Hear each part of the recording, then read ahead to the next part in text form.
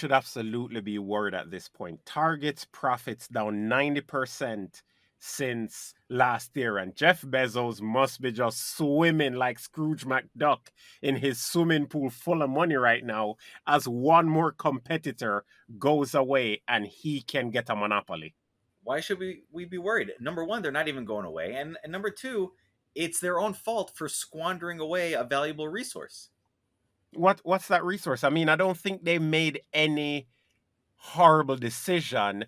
They had to weather a pandemic and then they had to weigh what people needed, and trying to track consumer spending habits right now has to be really difficult as people are now having to worry about toilet paper, and then as soon as they stock up on as much toilet paper as people need, you can imagine people decide they want groceries, and then after you get them the groceries that they need, they decide, oh yeah, you know what, now we need dishwashing liquid, and having to keep up with that, and the small brain lizard brain thinking of survival, it can't be an easy thing, not if you're unless you're like Bezos, which is priced to order or made to order and shipped to you.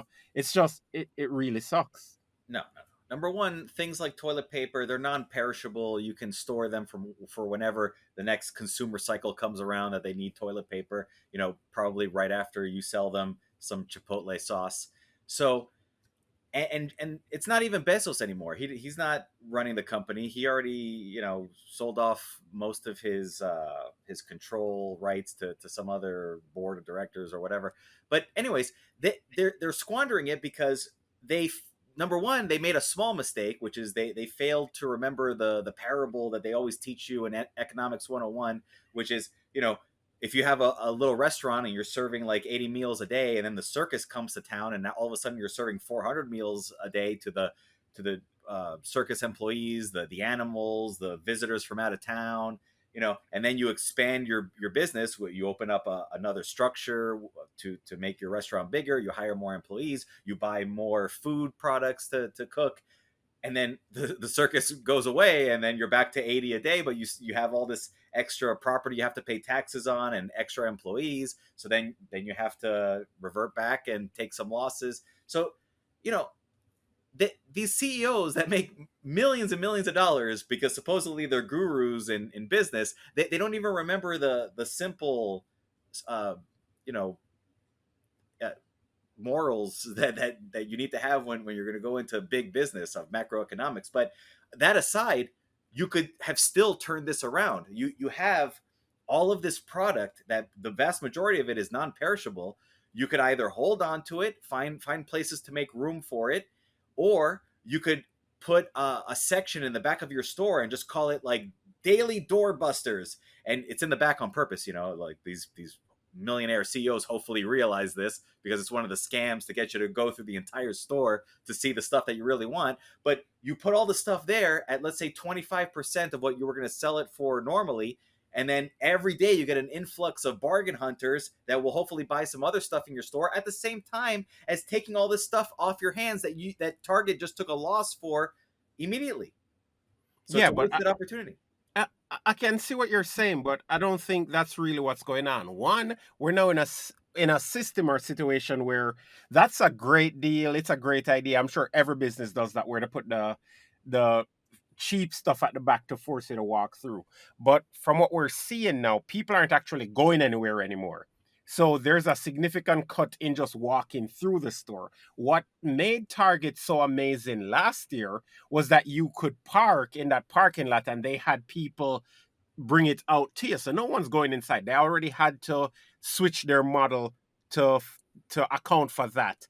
I also don't think that they've increased their employees by that much either to match some form of a sales or a deal. Maybe they've had to increase the salary of their employees because of, well, we live in a society right now. Maybe that's the reason why they've had to increase that price. And apparently 15 or $7 an hour was too much, so now it has to be 25 to be a cashier, 25 an hour for a cashier.